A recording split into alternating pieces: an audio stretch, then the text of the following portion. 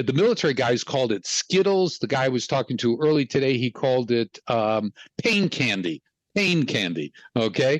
So 800 milligrams 3 times a day or 400 milligrams 3 times, and what it does, it shuts off the receptors for Leydig cells that make the testosterone in the gonads, in the male, in the testes, and it doesn't work. So what we've done is we've had people where in those that were on the anti-inflammatory, it didn't work. We added Clomid and we increased the Clomid. So Clomid pushed through and turned them back on, and we stopped everything. They're making testosterone like before.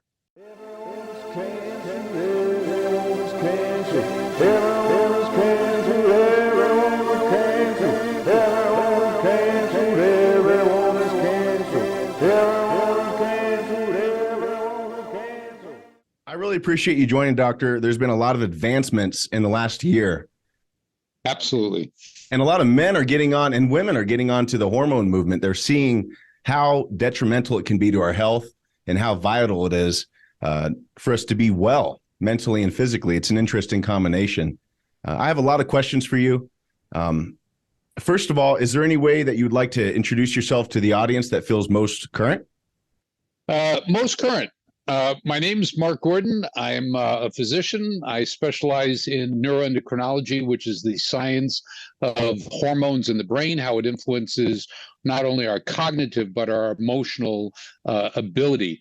And I work exclusively within the military venue since 2009, started working with active military, 2015 with my partners at Warrior Angel Foundation, who made the movie Quiet Explosions with the brilliance of the producer, director, screenwriter, Jerry Shear.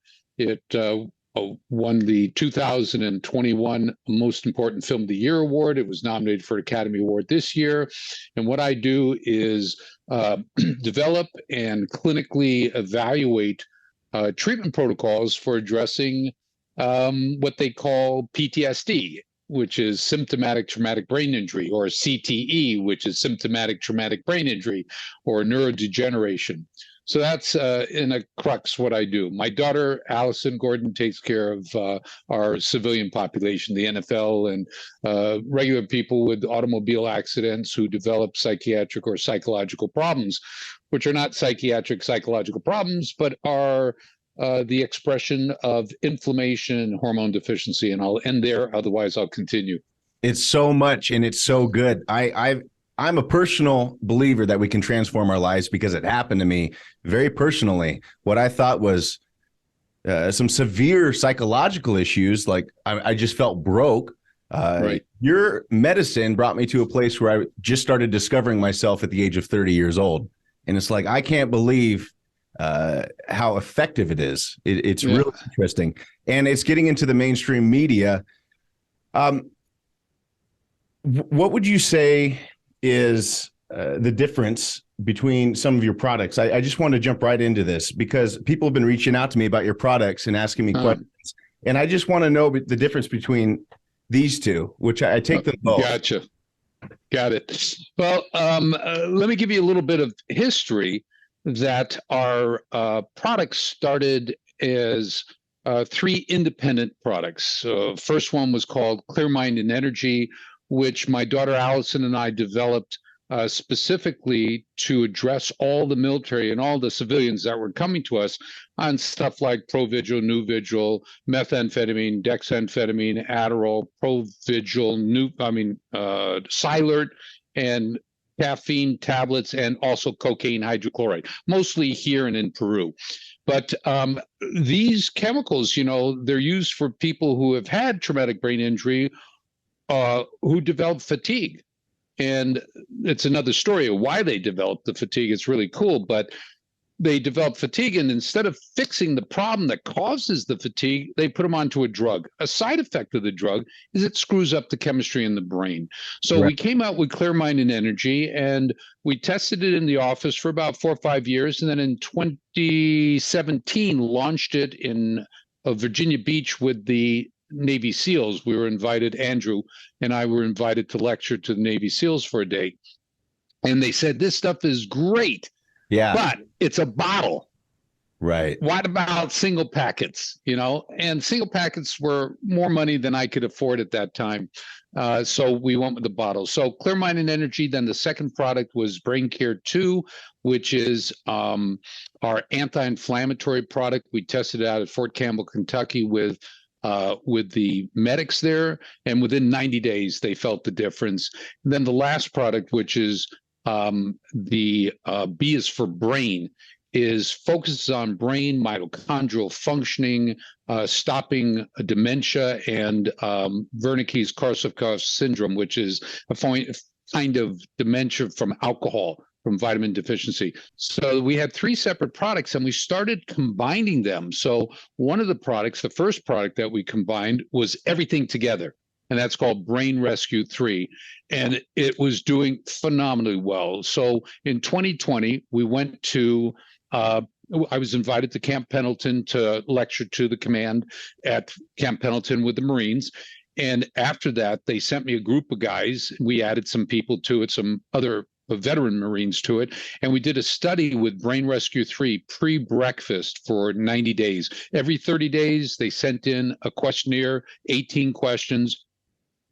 The end result at 90 days was 65% of them were 50 to 100% better, and 35% were less than 50% better. So the Brain Rescue 3 was validated for us as a standalone product. Yes. So it has in it Clear Mind and Energy, which has a stimulant in it called guarana. We don't use caffeine, we use guarana. Guarana is a natural form of caffeine, if you will. And what we found was a small population of people who got too much energy from it. So in rare cases, that too much energy led them to cleaning up their house, cleaning up their bedrooms, cleaning up their parents' house, cleaning up their neighbors' houses. So we said, wait a second, let's do this. So we made Brain Rescue 1, which doesn't have CME in it, doesn't have the Clear Mind and Energy, but it functions for anti-inflammatory.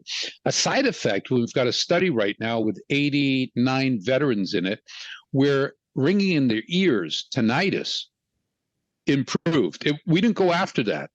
They started reporting to me that their ringing in the ears that they've had for more than a year was better.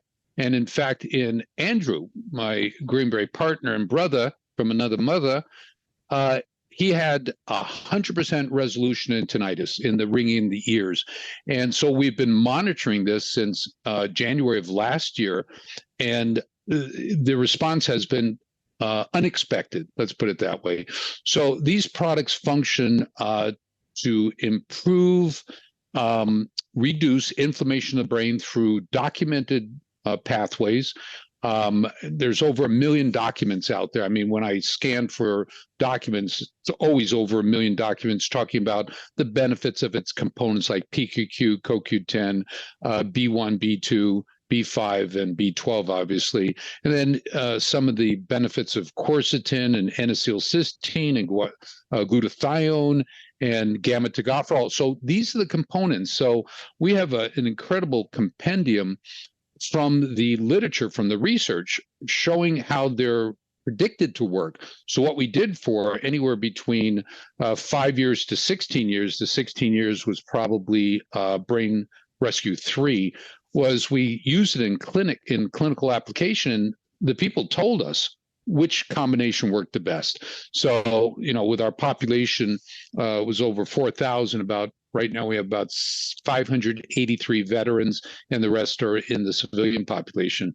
Okay. So, and we've got on a monthly basis, my daughter and I have about 1,000 patients, but there are over 7,500 people that every month are utilizing these products. Now, a side effect that we didn't anticipate, well, we did a little, but they proved it for us, was this thing that they're calling long COVID. People are going on to our Brain Rescue 3 pre-breakfast and Brain Care 2 pre-dinner, and within 2 to 4 weeks, their symptoms are gone after having it for a long period of time. I don't expect everybody's going to respond like that. 2 of my daughters had COVID. didn't matter if you had 15 vaxes, but two of the daughters developed COVID. One had Omicron, the other one had Delta.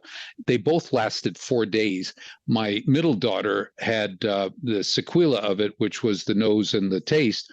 And going on this combination, within 3 days, it was back to normal. I mean, she had tried burning oranges and smelling burnt oranges, old protocol from the Pacific Islands. This has become my number one product for when I'm sick, and I really feel that it boosts the immune system. It's an immediate effect. And believe it or not, my tinnitus, I haven't thought about this. I used to have tinnitus. I played in a band, ever. I've been around firearms my whole life, and it's like 70 to 80% better. And I never thought, I was told it doesn't heal. Right. And getting my diet in order, my hormones, using your products, it truly is healed. And that's it's so significant. There's no guessing it gets better. The ring is just gone. Yes. You don't hear it all the time. Yeah. And let me just let people who are listening to this, I'm not really good at promoting our stuff just to generate money. I want people to understand that every one of these products helps to support the projects that we have. I have 14 501(c) charitable organizations that I help support, and where I get the money from the sale of these products. Our primary charitable organization is Warrior Angel Foundation with Adam and Andrew Marr. Ooh, okay. Andrew and Adam Marr. Andrew was Green Beret, 4 tours of duty. In his 4th, he gets blown up, not a scratch on his body, but 6 months later, he ends up on 13 medications and alcoholic and suicidal. And subsequent to getting on protocol, he ends up going to Stanford Ignite program for business. He ends up at Pepperdine getting his MBA. He and his brother Adam write a book called Tales from the Blast Factory that gets picked up by this brilliant director, Jerry Shear, and made into the movie Quiet Explosions, Healing the Brain, which is on a number of platforms. Amazon, it's like $3 at Amazon, or you can buy it for $10.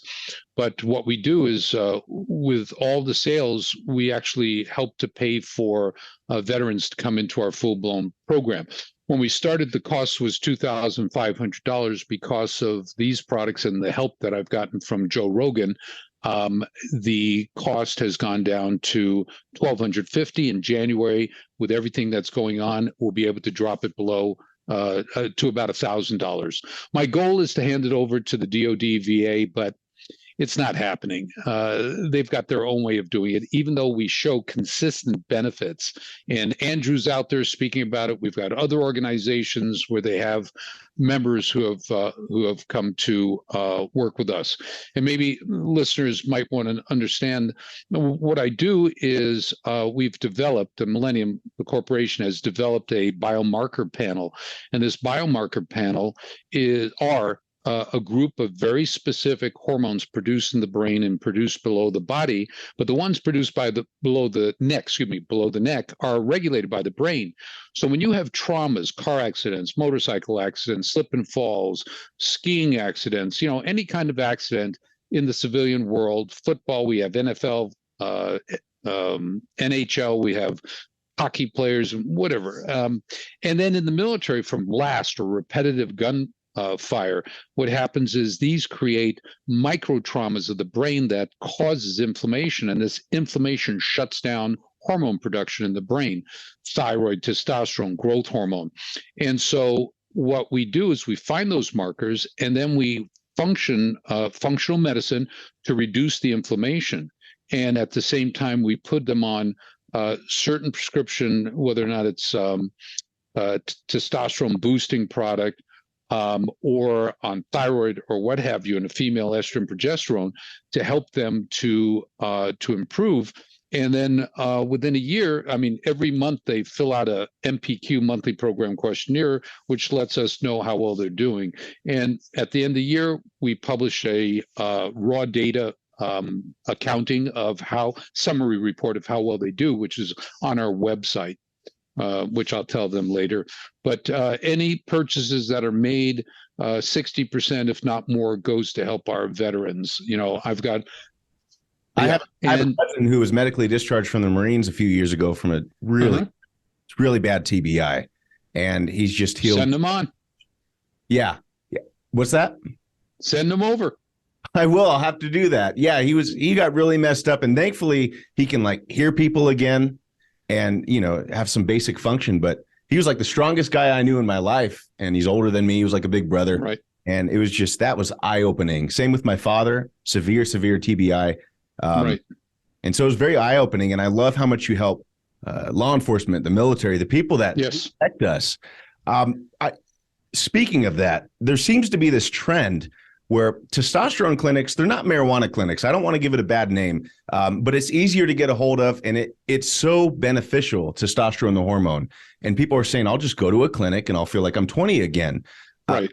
I think there's good intent there, but I'm wondering if there's ways people should be doing it differently based on your practice. And so my question to you is, there's so many military and law enforcement individuals, people who really take their life into their own hands. So they go to these testosterone clinics, they get on TRT, and then they fix their diet, they take control of their life, they find your work, they take your supplements, which I see. Then they say, well, hold on, was my hormones not working because of my TBI, which is the truth, but was I not helping it with diet? And once they bring inflammation down with good hormone levels and good diet, I understand your protocol doesn't rely on synthetic or synthetic testosterone like cypionate. What do you say to those who have been on for a few years?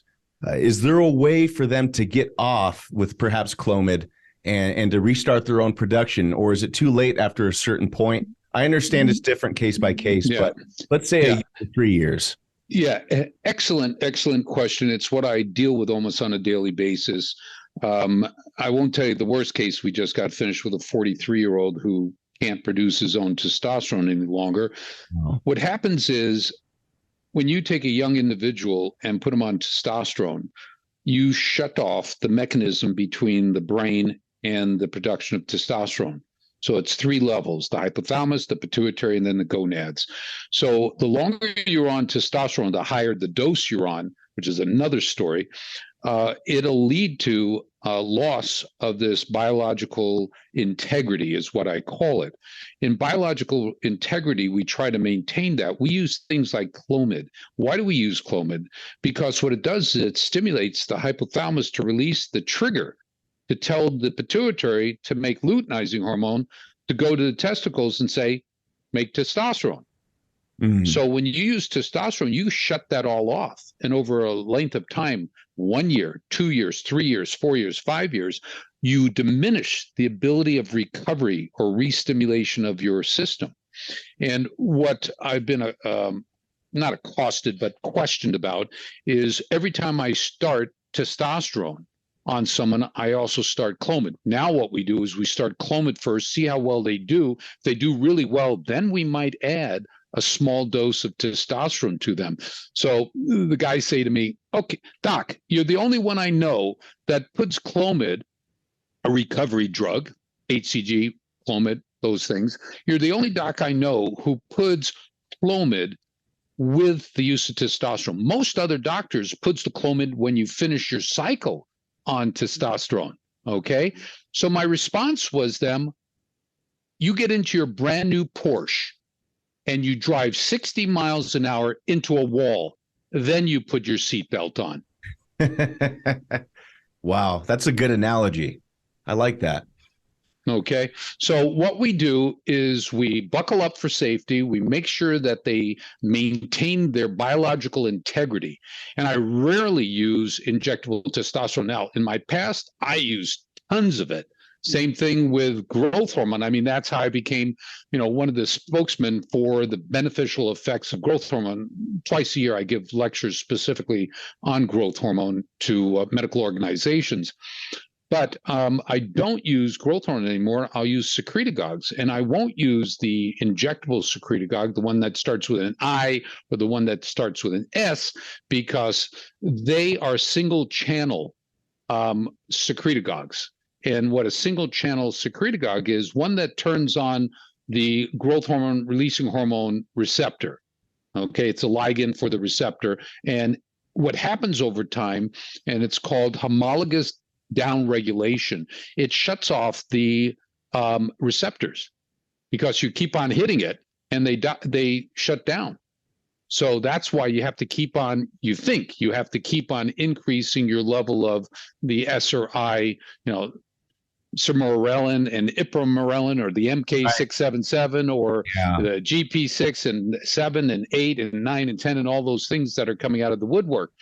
Those are all single channel. So I use a product which is a multi-channel secretagogue that's oral. And I won't talk about it because, we developed it for another company in 2001, and we've had it since 2006 with physicians only. But it's a multi-channel, so it works on dopamine receptors that increase growth hormone. It suppresses turning off of your growth hormone with somatostatin. It's growth hormone synthetic receptor. It's ghrelin. It's leptin. It's all these other systems that help to encourage the production of growth hormone. Growth hormone isn't a single channel approach. Other pharmaceutical companies have defined that there's a multitude of receptors or a multitude of pathways. And all I did in 2001 is took advantage of the knowledge of these pathways. So you want to help it naturally, like you enhance the body's own ability. That's the game changer for me. Correct. The reason being is in the guys that are on the combination of Clomid and testosterone, which we call the hybrid protocol, and we use a testosterone that's blended, testosterone cypionate and testosterone propionate, 80% cypionate and 20% propionate. The reason is you look at the biokinetics of it.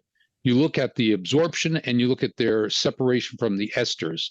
And in their separation from the esters, it means you free up the propionate rapidly. The propionate, it reservoirs in the area that you inject, but once it gets into the blood, it separates. And it goes into the brain and has an incredible response. I mean, Andrew tells an incredible story about how within 2 hours or an hour of his injection, his whole world changed. Yeah. And it's because of the fact that he was so low too. Yeah. And, talking about him, the VA thought that he was using testosterone. That's the reason why his level was shut down, was so low. Had nothing to do with it. What we found is inflammation in the brain shuts off your higher order area, hypothalamus's ability to trigger luteinizing hormone. So, I mean, it's a gorgeous, gorgeous article, and they've nailed it down to the mechanisms and how inflammation stops that. So we have a small test group of 9 veterans who we haven't given any hormones to. The only thing we've done is given them anti-inflammatory, our product, Brain Care 2. And they've doubled their testosterone, nearly tripled their testosterone levels naturally by shutting off the inflammation. Additionally, an article came out in 2018 from Denmark, which talked about ibuprofen. What did they find out about ibuprofen?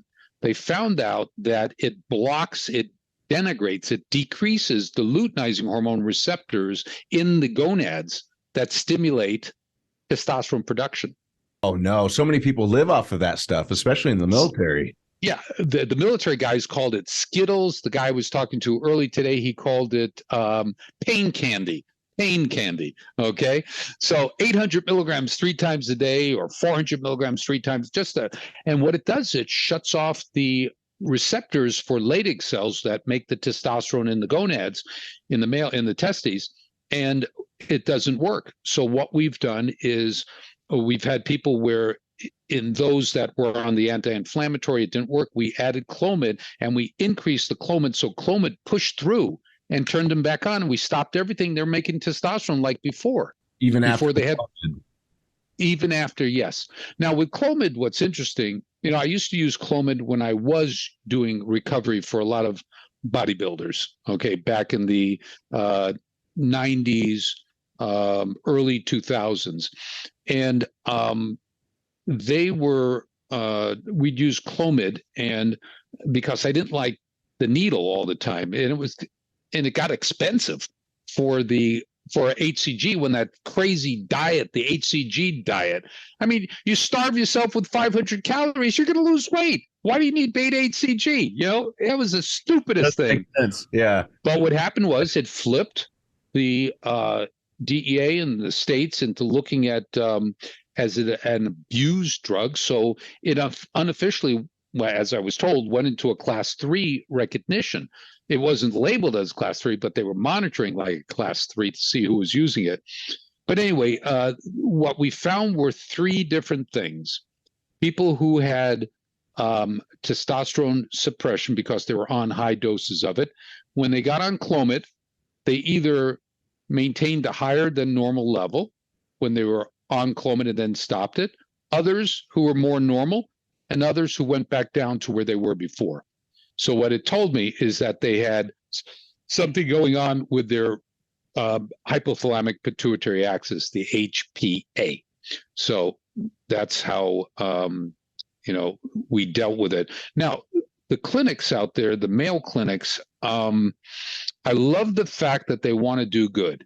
I love that. And I was very fortunate in one of the guys that I attacked in Metairie, Louisiana, a guy by the name of Chris Rue, who had a male clinic. One of his people came to us, and what I do is I just turn around and go to them. And I had a conversation with him and explained things to him that, if he did just a little bit more, he would be able to not only take care of testosterone deficiency, but fix their brain. And why fix their brain? Because most testosterone male clinics only put them on testosterone, and they don't use DHEA or pregnenolone. Why is that important? Well, over 10 years ago, I introduced to the medical community that I work in that when you use testosterone, you shut off 35 brain hormones. Yeah. If you just look at when you take testosterone, your body says, you don't need luteinizing hormone. Let's just shut it off. But the brain needs it to convert 35 hormones from cholesterol to pregnenolone, pregnenolone, progesterone, allopregnanolone, DHEA, DHEAS, testosterone, estrogen. All those hormones are extremely important.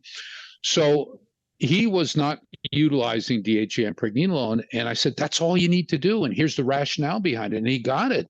And within a short number of days, Chris got on a plane and flew to Dallas to take the class with us, which was that's changed a commitment. I really, that scared me when I first heard you talk about that. And so I started I'm on synthetic testosterone now. My hormones were a wreck. I have a lot of TBI incidents my whole life. I've been knocked around quite a bit. And now that I'm a year and a half in, I'm thinking I feel so much better. I feel like there's this epidemic where men don't finish puberty. It's this new thing. And I feel like I'm filled out. I'm good. Now I'm wondering if I can restart my own production. I do take the pregnenolone and the DHEA, and I feel better from it. But I'm looking to make that bridge, and it can be scary. And I know I've seen maybe in the triple digits of people wanting to make this transition in the forums, and they just can't. Thousands, actually. And so would you say that taking under a doctor's supervision, of course, taking with HCG or Clomid by itself, was a good plan? Yeah, it's a great plan. And what we do is, so when we have a 28-year-old coming into our office, a veteran who's on testosterone because his level's low, they never looked at the brain cause for why it's low. And what we do is we put them onto clomiphene citrate, 50 milligrams at bedtime, and I'll explain that why in a short time.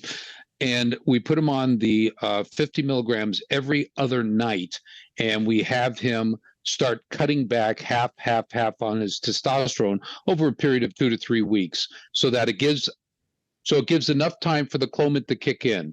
Wow. Okay.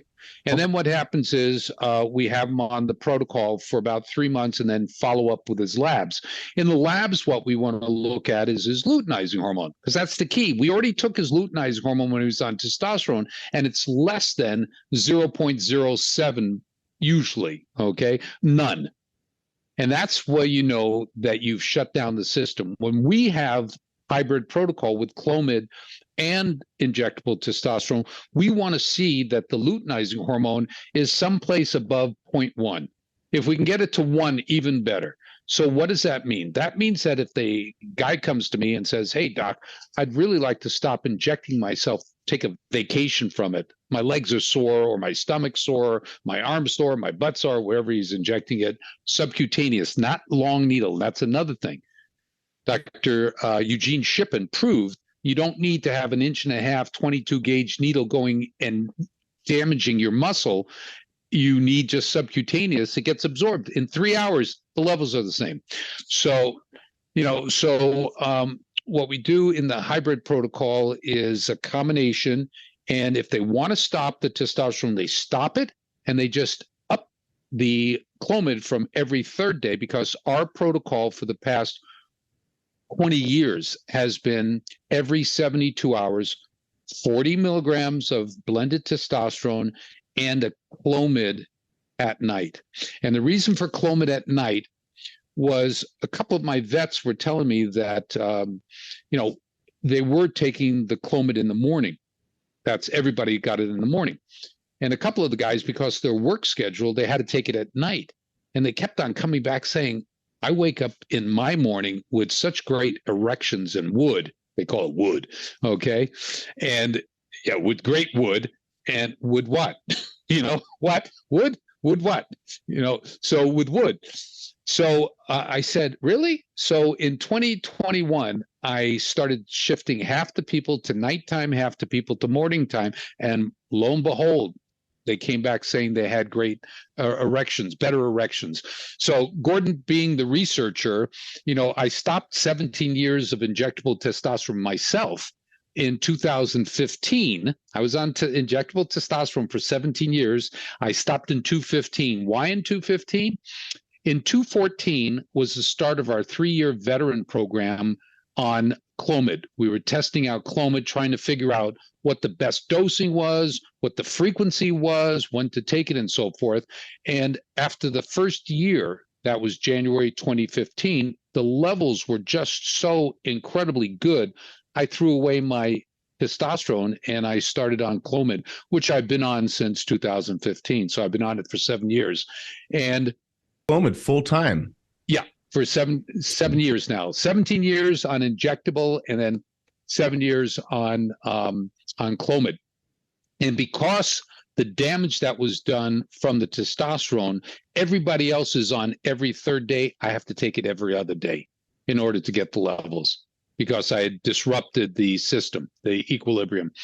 So what we do is have them stop it. They up their Clomid from every third day to every other day, and then they continue going. And if we monitor them on their Clomid every other day, 3 months down the road, and their levels are really good, I give them the option. You want to stop it and see how you do?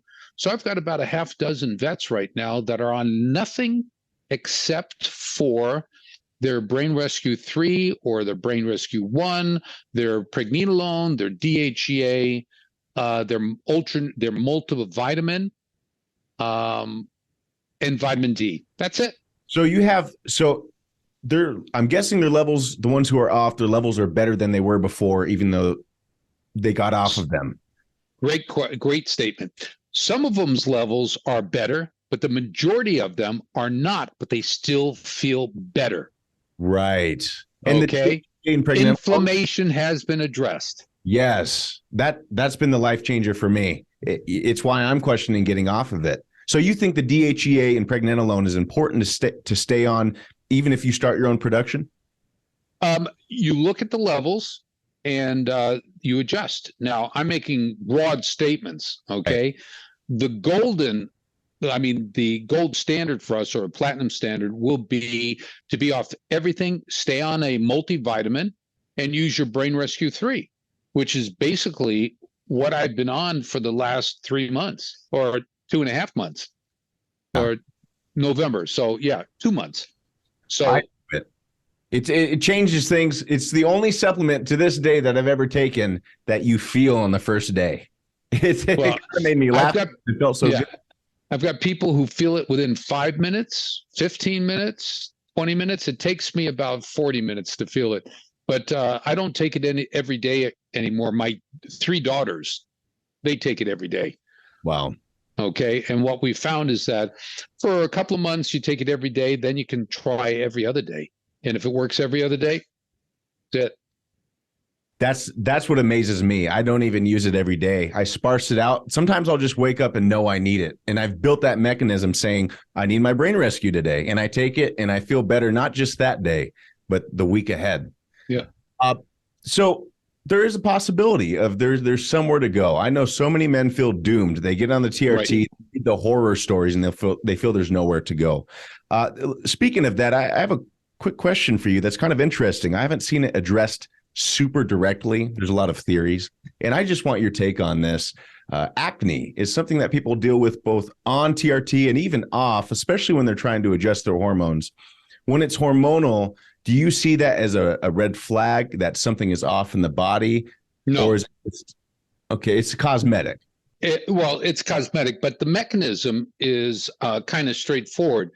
When DHT goes up, it stimulates the pilosebaceous organelle. In English, that's the hair follicle and the oil gland that lubricates the hair so it can come out from the follicle. Okay. So what happens is the DHT will increase sebacum, oil production. Now, not everybody develops that. Okay. So if you look across the spectrum of DHT production, who makes the most DHT? One, selenium deficient people, and two, people who are on topical testosterone. So it turns out selenium regulates the 5-alpha reductase enzyme that allows for the conversion of free testosterone to DHT. Right. Saw palmetto does that. Hygeum africanum does that. Pumpkin seeds do that. EGCG does that. Okay. These are all ways that you can intervene with naturally to drop a natural process. So the problem with DHT is that it's 3 times more suppressive to gonadal functioning than testosterone is. Wow. 3 times. I sent the article out to our journal club. Aren't you in our journal club? I am. I love it. It's full of stuff. Yeah, it's good. Yeah. So it went out a couple of years ago. This is my 8th year of doing it. Okay. So, so the cause for the oil is the sudden change in DHT. So you can, if you're prone to oily skin and acne, use some of these proactive products. Also, in a small group of, more in women than men, DHEA can do the same thing. So we start our women on 15 milligrams while we start our men on 25 or 50. And then they develop tachyphylaxis. They develop they don't develop as much oil. Okay. I've got some guys that are on their blood levels. The median of the range is 301. The max is 540, and they're over 1,000. No side effects. DHEA. They're over 1,000. And it can help the acne, that mechanism? No, it has nothing to do with acne. All I'm saying is they have no acne. So what I'm saying is it's unique to the individual. Right. Where they can have 15 milligrams or, 50 milligrams and have a blood level of 1,200. Well, it was 1,200. But there's no side effects. DHEA has 2 forms: DHEA below the neck and DHEAS in the brain. DHEA below the neck protects the heart from ischemic heart disease, heart attack. That's the Massachusetts Male Aging Study. In a recent study, it protects the lungs from cytokine storm in the lungs from any form of causation. It stimulates the immune system. It drops inflammation. It helps with wound healing, helps stabilize insulin and glucose.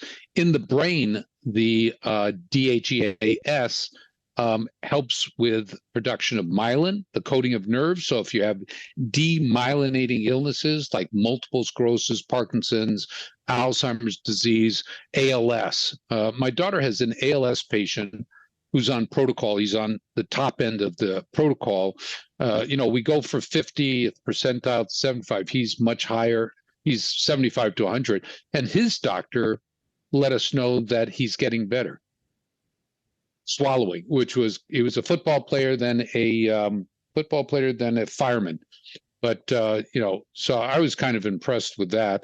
We have three veterans who had multiple sclerosis. They're 50 to 60% better. We have two cases of Alzheimer's disease, another form of autoimmune, another form of neuroinflammatory degenerative disease. Two people, 66 and 72, gotten better with according to their spouses, significant others. That brings me to one of my next questions. It breaks my heart because a lot of women suffer from autoimmune disease at a higher rate than men. And there's been correlations that it could have to do with hormones, testosterone. It's something that has been really on my mind lately. It's been on my mind. And I want to know what your thoughts are on autoimmune disease, if you have any in particular. I deal with them quite a bit. Well, there are the main cause, as I see it in the literature, is there's a disruption of the integrity of the immune system where it becomes less specific and more obtuse. So what one hormone that's called a vitamin, or a vitamin that is a hormone, is linked to all these autoimmune diseases, vitamin D. So if you look at Hashimoto's thyroiditis, rheumatoid arthritis, Crohn's disease of the gut, inflammatory bowel disease, lupus erythematosus, scleroderma. If you look at all these, there's an association with vitamin D. Now, the traditional world would like to say that it's only an association, but in our population, when you bring their levels of vitamin D into therapeutic levels, which cause our traditional brethren to get nervous because they think vitamin D is toxic, it's the calcium that it absorbs that's toxic. So I tell all our patients that we put on a higher dose of vitamin D, don't take any calcium supplements, don't use Tums because it's elemental calcium, and if you can, avoid chewing any drywall. So as long as those are the three things that they adhere to, they're not going to be exposed to anything but nutritional calcium. Okay. So in the 28 years that I've been doing specifically this, I've never found anyone who had the symptoms associated with hypercalcemia due to vitamin D. Okay. So it's no nausea, vomiting, abdominal cramping or pain, irregular heartbeat, paresthesia, tingling in the fingers and toes, coma, and death. We've not had anyone who's developed that. And I just sent out to one of our patients to present to their VA doc who's freaking out over his high level of vitamin D.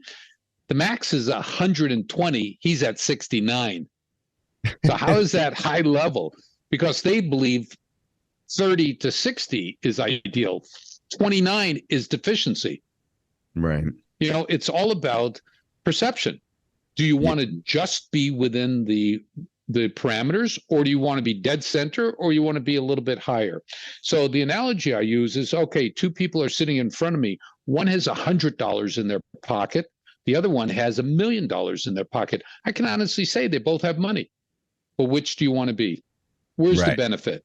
Guy with $1 million for sure. Yeah, absolutely. So autoimmune diseases are there. Now, another is testosterone. Since you talked about testosterone, testosterone has the ability to drop 4 key pro-inflammatory chemicals in the body called cytokines: interleukin 1, 1 beta, 6, and tumor necrosis factor alpha.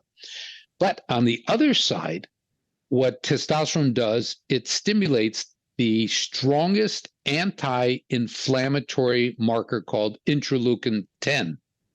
So IL-10. And also testosterone's been found to improve CD4 and CD8 plus, CD4 plus CD8 cells, which deal with our immunity. If it's stable, if they're stable, the likelihood that it's going to create a imbalance that leads to autoimmune is far less. So the stability of testosterone matters. You don't want huge peaks and valleys. Well, I haven't seen anything that specifically speaks towards vacillation in levels. You want to develop a plateau. So the best way to develop that plateau is what we've started in 2001, is every 72 hours, which is 2 half-lives of testosterone cypionate. Half-life of cypionate's 36 hours, so 2 half-lives. So just as it's starting to come down, you hit it again, and it goes back up. So over 7 injections religiously every 72 hours in the morning, you develop a steady state. It takes about 7 shots, according to pharmacokinesis or stabilization. They came up with 7 half-lives. 7 shots over the half-life is when it'll reach stability, or plateau, as you called it. Okay. Testosterone has a way of building the body, and a lot of autoimmune issues I've seen is it has a way of inflaming the body while also eating away at it in some cases. And I've always thought that was just so peculiar to me. And I wonder if a low testosterone, which has been correlated to some autoimmune issues, if it's simply reducing inflammation and building the body in a way where it can repair fast enough. It seems like the body almost eats away faster than it can rebuild in some of these issues. Does that sound correct to you? It's across my horizon, so I don't know where to nail it. But testosterone has a double-edged sword to it. Okay, in certain people, if you take too much testosterone, or you take a normal amount, but you develop hyper anxiety, panic attacks, bouncing off the walls. And that's because of another chemical that it stimulates on called adenyl cyclase, which is like IV methamphetamine. So in a rare case, you can have that occur. That's why we monitor so tightly the free testosterone level, which gets right into the brain.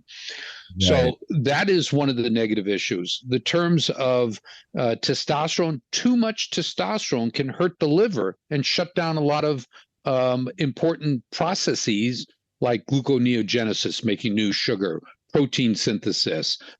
We've seen people whose cholesterol levels are high when their free testosterone is low and their free testosterone level is high. Okay. So we see when it's low and when it's high. Could it be because of luteinizing hormone? Because luteinizing hormone is what takes cholesterol and converts it to pregnenolone. Luteinizing hormone is the rate-limiting hormone to convert cholesterol to all the down the line anabolic hormones or steroidogenesis hormones. So, what else? In terms of muscle, testosterone and DHEA and DHT are extremely important because both DHEA and DHT help sugar, glucose, get into myocytes, muscle cells, to form glycogen. So you need DHT from testosterone, okay? So it helps to bring sugar. Side effect of that, just like a side effect of growth hormone, can be dropping in your blood sugar.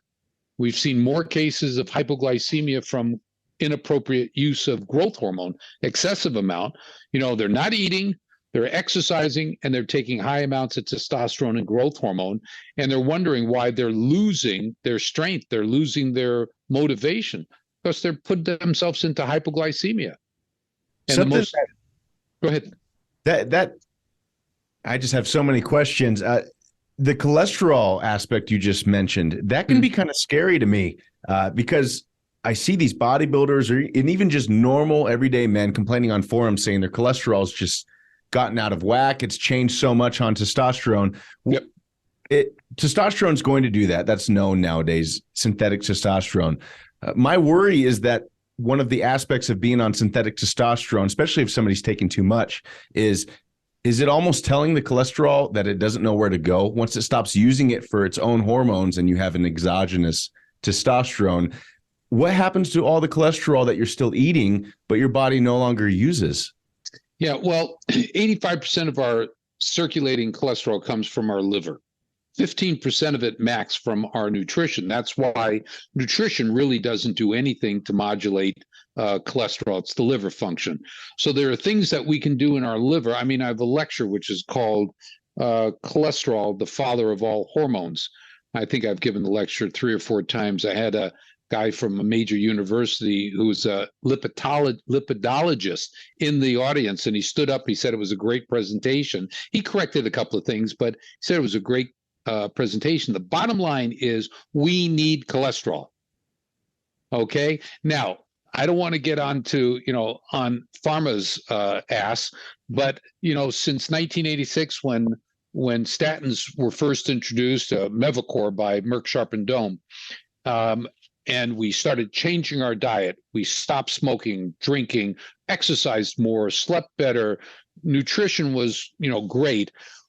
And we went from $0 on statin drugs to $46 billion of statin drugs.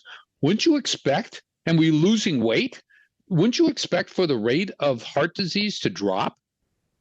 You would expect that. But where's it going? It's just shot sky high nowadays. It has. Right. What is the real issue? The real issue is inflammation. Mm-hmm. And what happens is inflammation creates inflammation or chemical like smoking, alcohol, trans fatty acids, secondhand smoke, a whole bad nutrition causes inflammation. That inflammation causes damage to the lining of the arteries, the intima. And the body has a repair mechanism. The first thing it calls into repair is cholesterol. Why? It makes up the majority of our membranes of our cells. Right. So the cholesterol comes in, tries to fix it, doesn't fix it because it's too far gone. So the body says, okay, let's seal it off. So it sends calcium in. And the calcium is what creates the atherosclerosis, the atheromas. That's beautifully explained. Because cholesterol has been made to be such a bad guy.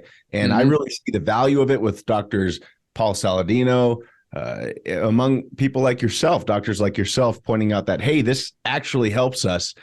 So you don't feel that testosterone synthetically changes our body's mechanism to be able to utilize cholesterol effectively? It does. It does. And it's all through the luteinizing hormone, because normally before testosterone, cholesterol, luteinizing hormone, pregnenolone. Cholesterol, luteinizing hormone, pregnenolone. Testosterone, no luteinizing hormone. Cholesterol gets stuck. Yeah. The liver's making it, and it's building up. It's like the beaver and the dam, Right. Right. That's been my concern. I've as I've gotten to know this, I wonder, I'm like, where is the cholesterol going to go if you're skipping this? It's been one of the biggest reasons I've looked into getting back to a natural state as a society, as much as we can, healthy natural state. That's interesting. Yeah. Cholesterol is usually scored out of the gallbladder and then gets reabsorbed. So some of the mechanisms have been to block that reabsorption. But the bottom line is, what is harmful about cholesterol? I mean, if I was to show you my medical reports on my level of cholesterol and then show you my ultra-fast CT scans and CT scans of my blood vessels and so forth, hard plaque they don't see, but you have to be concerned about soft plaque. So there's a technique which is radiographic that can look at soft plaque too. So you want to look at soft and hard plaque. And you want to look at certain tests that, cholesterol, LDL, HDL, and your cardiovascular risk factor, those are all superficial meters. So just to fill you in a little bit, my LDL, low density lipoprotein, should be less than 100. Mine's 273. So I had it fractionated.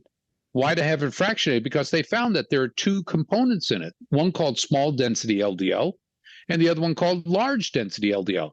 The small density is the problem, the large isn't. So my 273 is made up of mostly large.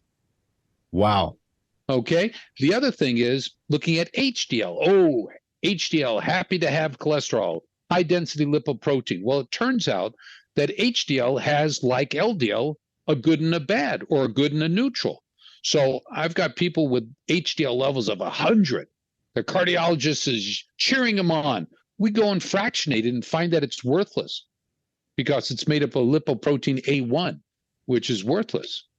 Or is it A1 or, yeah, I think it's A1. So it's, we developed 15 years ago a panel with Access Medical Laboratory called the LP6. It's 14 markers. So it looks at markers that can predict a congestive heart failure. It's an interesting test. I stopped using it because I moved out of the cardiac world, because of. So is it an arterial calcium score? Is that the one that can kind of see how much calcium is built up in your arteries? I've heard of. Yeah, the ultra-fast CT scan, you want 128 segment slice that looks for the microscopic calcifications. And we've been able to remove it by about 40% with the EDTA, sodium EDTA, and phosphatidylcholine. Wow. IV phosphatidylcholine. And been able to read it. I mean, you can go look at it. Phosphatidylcholine and phosphatidylcholine and non-alcoholic fatty liver degeneration. You can reverse that too. It's in the literature. Wow. All I do is I read the stuff and then put it into practice to see if it really is true. And the reason for that is if you look at Nature magazine and about 20 other magazines, they came out with articles about reproducibility. And they found that 70% of the studies that have been done cannot be reproduced by the doctor who did the original study or by another doctor who came in to reproduce the study. Just go on to Google Scholar and put in research reproducibility or reproducibility, and you're reading it and say, wait a second, if the stuff that I'm reading, 70% of what I'm reading right now, you can't be reproduced, what does that tell us? What do we know? That's right. What's real? What's real? Yeah. So I feel like really entering this next generation of medicine, and you're really spearheading that. And I'm trying to shout it from the rooftops because I don't think people understand in layman's terms how game-changing the medicine that you're into is, and the way it can change the life, and how important hormones are physically, mentally, and even spiritually. I think it's transformed me completely, and I really appreciate the work you do. Do you have any thoughts on microplastics, as they say they affect the hormones? Well, it's endocrine disrupting chemistry is what it is. Plastics, BBCs, mercury, lead, because mercury and lead will disrupt the ability of DHEA to convert to androstenedione, estrone, testosterone, and estradiol. So you've got to look for that. These microplastics, I don't have the full biochemistry and chemistry of how it interrelates, but it's in this population of endocrine disrupting chemistry, and they're all around us in plastics. Why you shouldn't heat anything in plastic, even though it says it's microwave safe. Use a good porcelain or ceramic kind of neutral without lead in it, neutral dish to heat things up. But what we're seeing a lot of cases of endocrine disruption, and one of my colleagues, Edwin Lee, who's an endocrinologist in Orlando, he has a phenomenal lecture on this specific area of endocrine disrupting chemistry, and plastics is part of that. It's not an area that I see very much. What I do see is the lead and mercury toxicity, and that's from Fort Bragg, from the guys that are in close quarter combat training, where they're exposed to the plumes from their weapon. The firing pin uses mercuric chloride, and then the round comes out of the barrel and generates, plumes of lead. So lead and mercury interrupt the ability of DHEA to be converted to what comes next in the cascade, because it poisons the enzyme.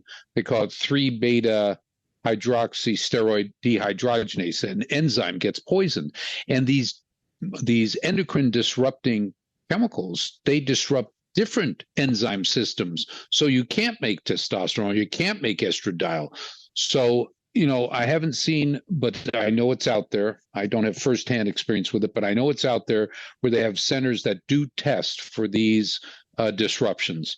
So you, instead of putting you on the hormones fix the problem if they can fix the problem. It's exposure, get you away from the exposure. Yeah, I think that's huge. So staying away from microplastics the best we can is probably collectively a good idea. Yeah, name me something, an environment where there are no microplastics. Yeah. The moon, Mars. Right. Where do you go? Yeah. How do you at this point? That's the thing. Yeah. I really appreciate how you bring attention to it, Dr. Gordon. It's just the beginning of something better. We're always improving, and yeah, I appreciate the energy there. Yeah. I was just looking for an article I received from, let's see, it was very depressing. It was a recent article that came out that basically states that we should not be doing hormone replacement. Let's see, where is it? Here it is. American Academy of Family Practice, hormone therapy after menopause not recommended, says the USPSTF, whatever that is. I'll send it to you.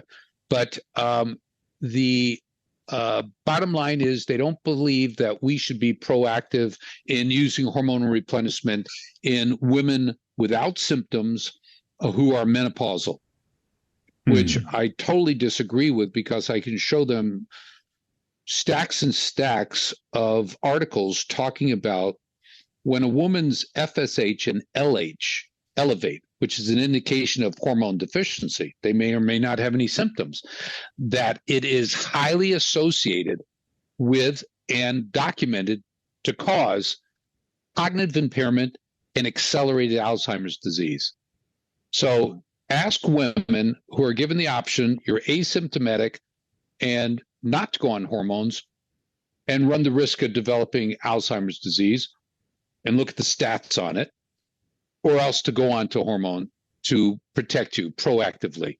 So they're basically saying only treat women who are symptomatic. So those who are having hot flashes, cognitive impairment, wait until the car hits the wall and then put the seatbelt on. Yeah, that's horrible. It's this scary trend I'm seeing now. It's almost like an attack, it feels like, against the entire industry of how hormones can heal human beings. It just like a broad stroke against hormones. And I'm not sure what that is. Maybe it's because it's such a simple fix, but I don't know. It is scary, though. And you even see it with things like HCG, as you said earlier, which you are a believer in using. Is that correct? Using HCG? I don't use HCG anymore. Okay. I stopped using it about 5 or more years ago. Oh, really? And why is that, if you don't mind me asking? Because I find that the clomiphene citrate or the E-clomid work very well. Nice. And it's more mobile. They don't have to take needles with them. The cost for it, for 6 months of Clomid through our contract with pharmacy that dispenses it right to the patients, it's about $90 for a 6-month supply. Wow. Go look at the monthly cost from the average pharmacy for clomiphene citrate, which just tripled in price. It did. I saw it. It skyrocketed. It's insane. Well, going to diet here, I'm curious to see what you think about diet and its importance in our hormones. Is there any recommended diet you have for hormones specifically and general health? Is there anything that you see that is probably a no-no there? Yeah, at this point, what I basically do is I defer to my daughter, Allison. She's the one who does all our nutrition, gut health, gut brain. Yeah, Allison does all that. It's a great one to have on the show. But yeah, wow. But she, she likes to, let's back up a second. If we know that the gut, when it's inflamed from dysbiosis or from alcohol or from poor food choices, that it creates inflammation that goes to the brain and creates inflammation in the brain that shuts off your hormones. So what don't you want to do? You don't want to inflame the gut. Right. You want to heal the gut.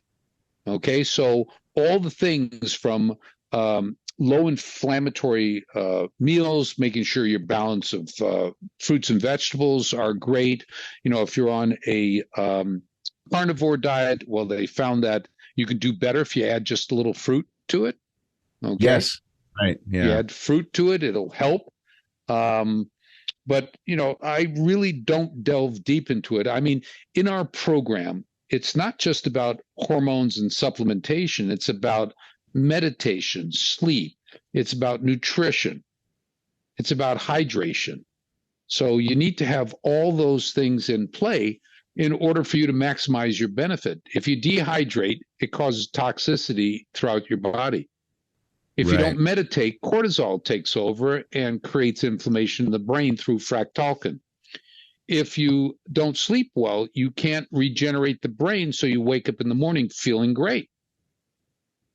If you're eating poorly, you can induce inflammatory arthritic conditions, or you can further the inflammatory cytokine production.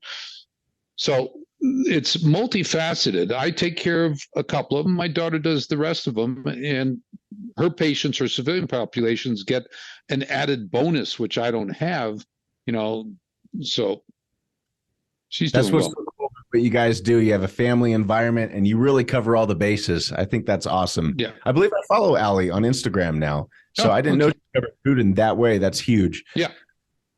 I guess getting on to the next segment here.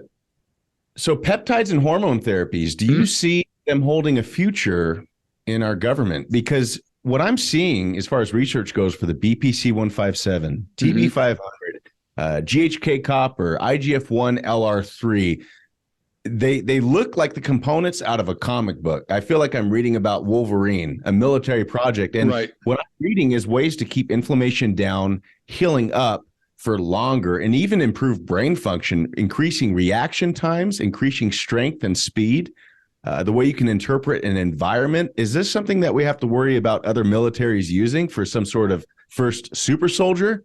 Do you see this having a future within our military? I can't answer specifically if our military would be using it. They should be. Right. Whether other countries are using it, like the Big C, they are using it because they're in the projects to make super soldiers by genetic manipulation.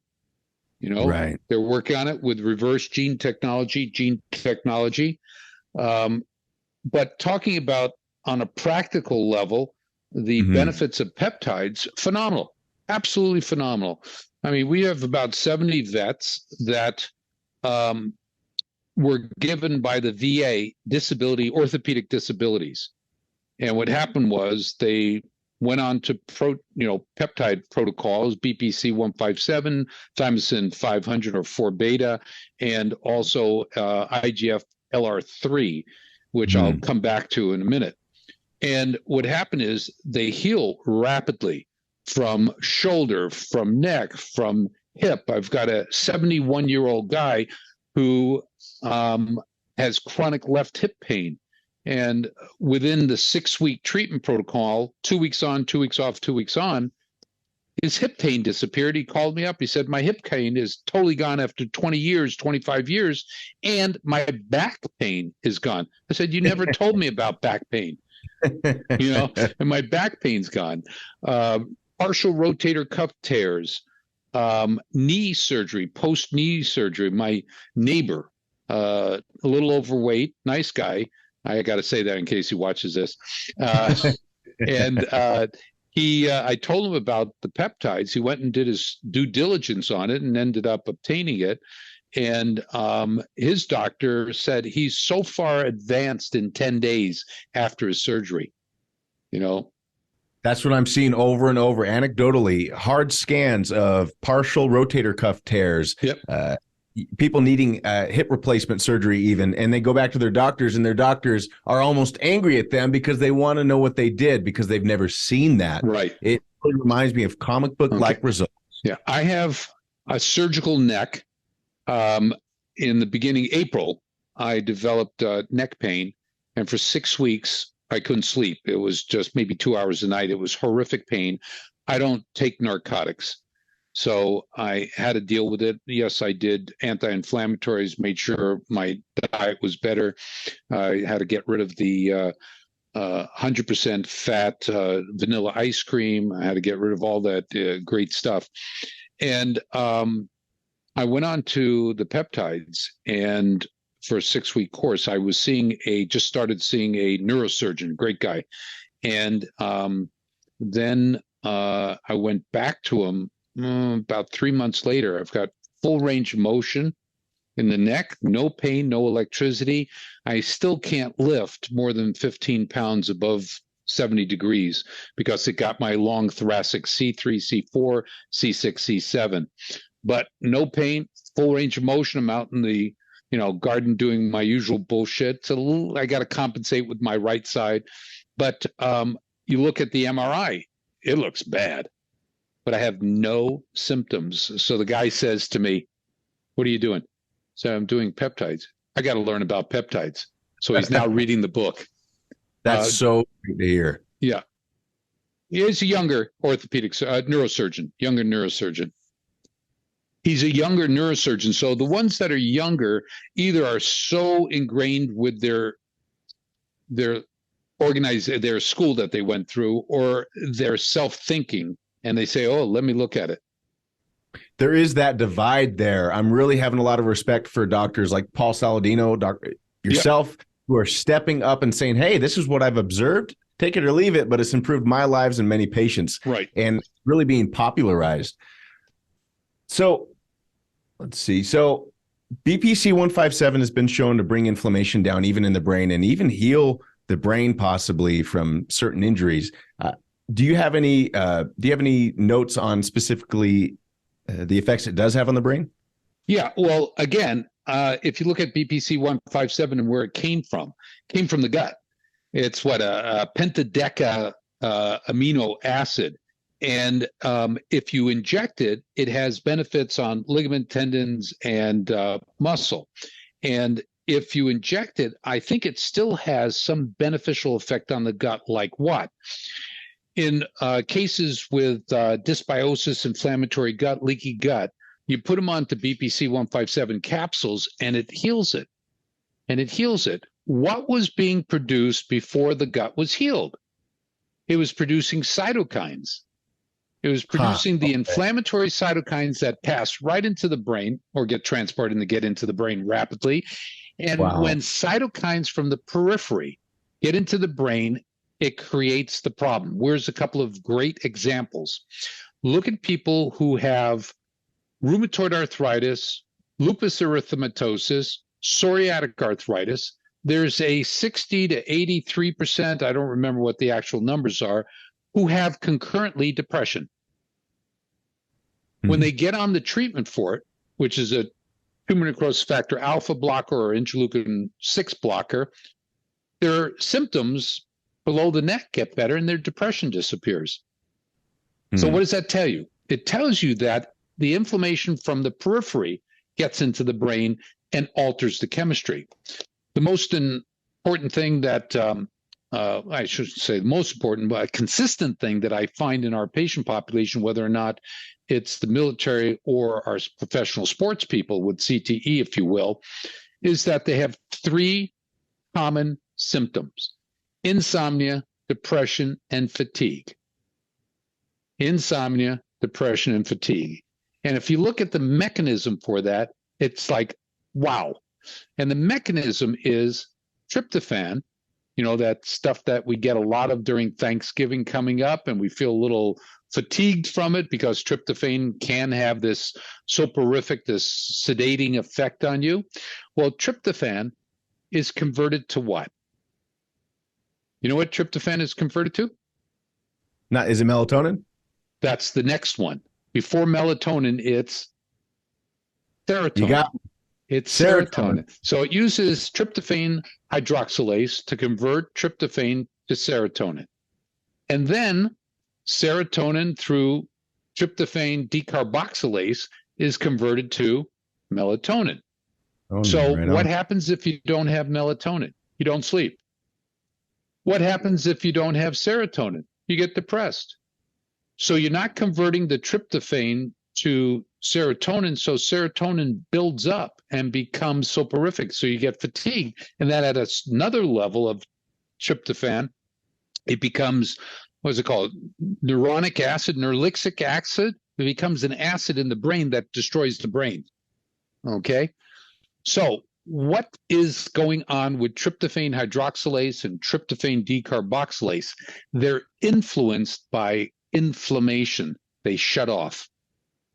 So Wow. you lose the ability to make these enzymes when there's inflammation in the brain. So our anti-inflammatory products, the Brain Rescue 1, the Brain Care 2, the Brain Rescue 3, all of them have different levels of approach or attack of this inflammatory cascade by stopping the epigenetically, by stopping the production of the trigger to cause these inflammatory cytokines to be released.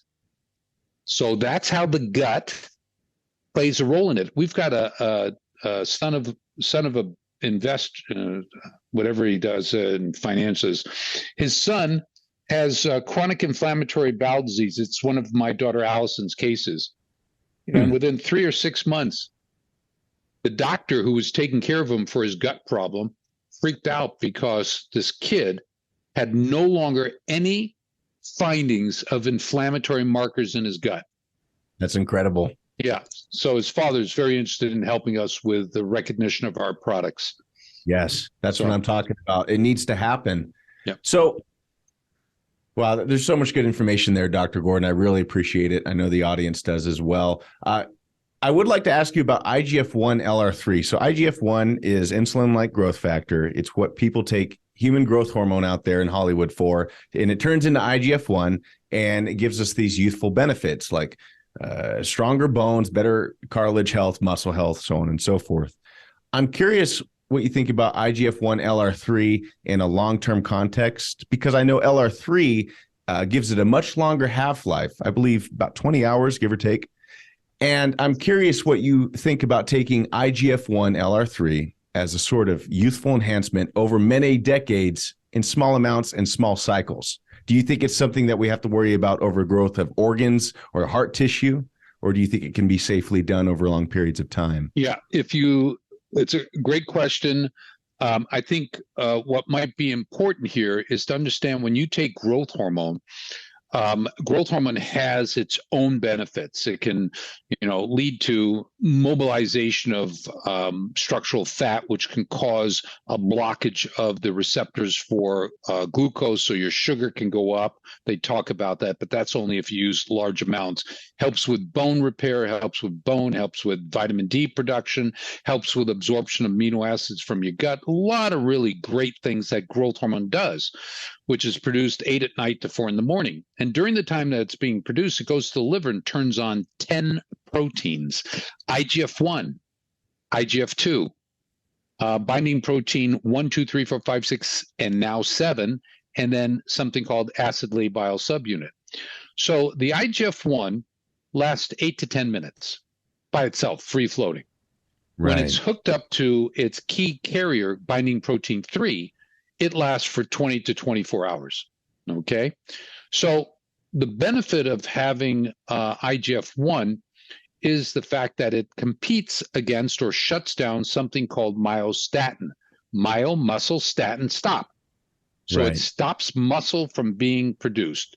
So if you're looking to maintain at 70 years of age, like moi, you want to maintain muscle mass, what you do is go on small doses for short periods of time of IGF-1 LR3 to make sure that you maintain good muscle mass and density.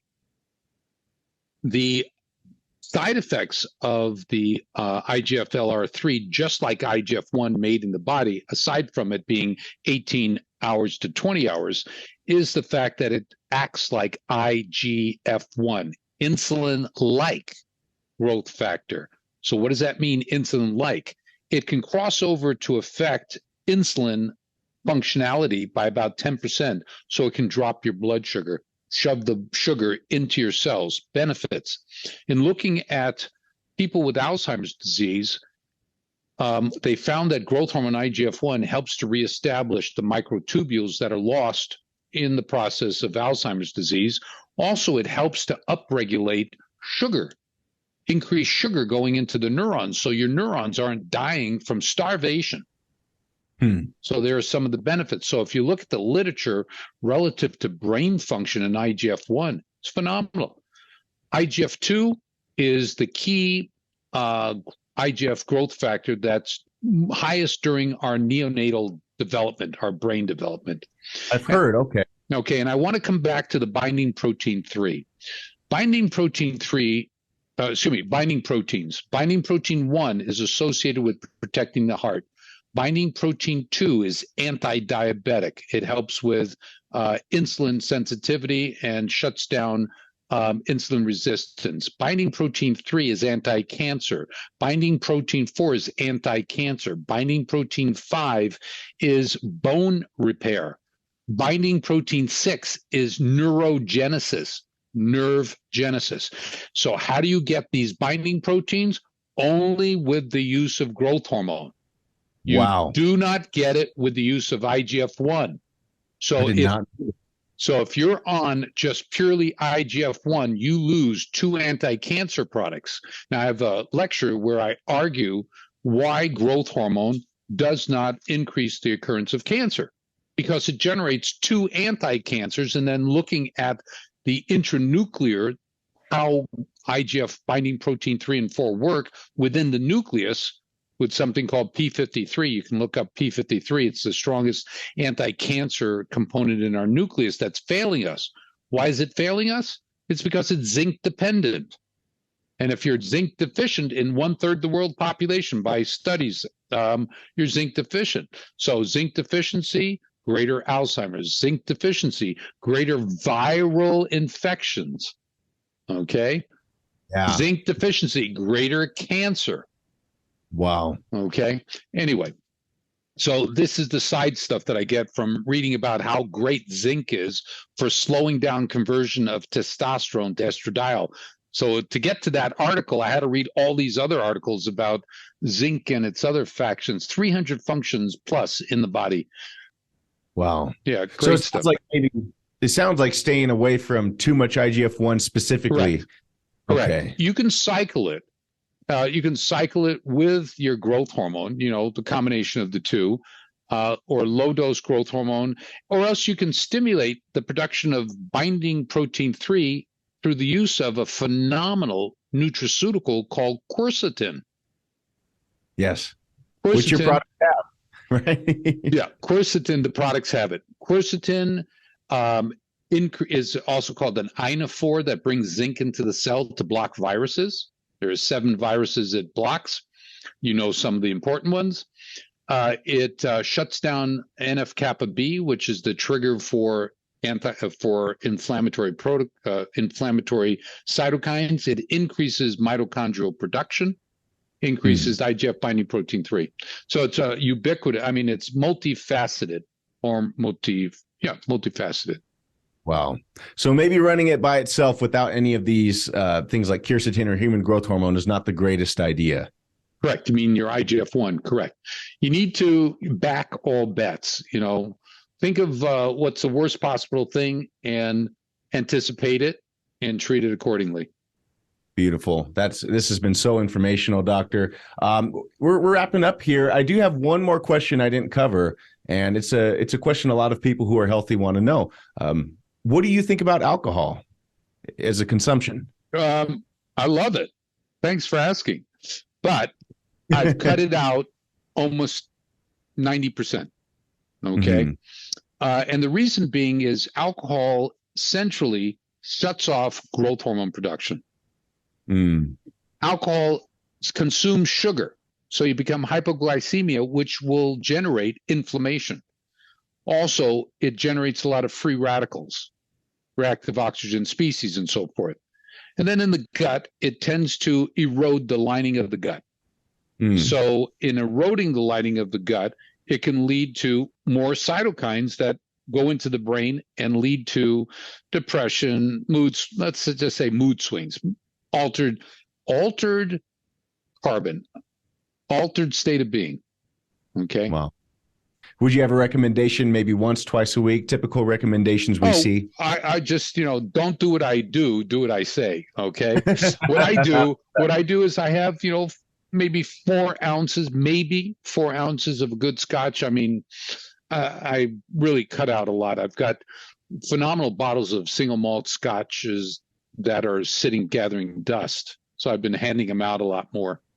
It's interesting. There's a lot of correlation, but I see super centenarians and I research people who are over 100 years old, 110, and it's like all of them drink every day. And I'm like, what is going on here? I'm trying to understand. Yeah, look at how many smoke also. I mean, there was a study out of UCLA where something like 80% of them smoked and never stopped smoking. It's their genetics. Yeah. They're just effing resilient to anything, but I'm talking about the average people like myself. Well, I think you look great, doctor. You really are an example to follow. I really believe that. Been on my own stuff for 28 years, and the one that has really made the difference has been this Brain Rescue 3.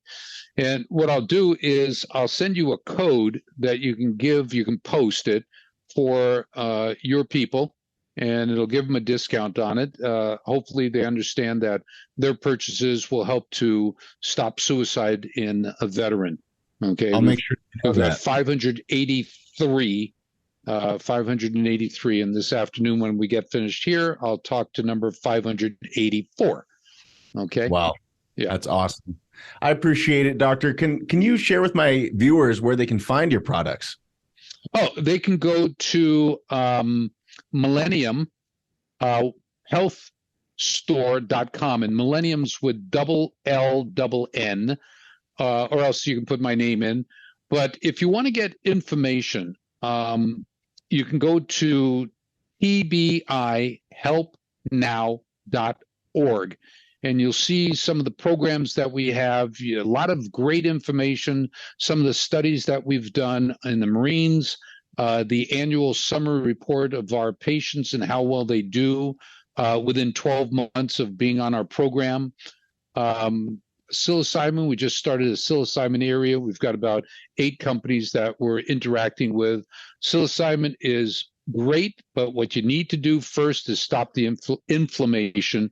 So we recommend people get onto our protocol for about 3 months before they go in and have start on trials of psilocybin or ayahuasca or ibogaine or whatever is out there. And it's great what's happening.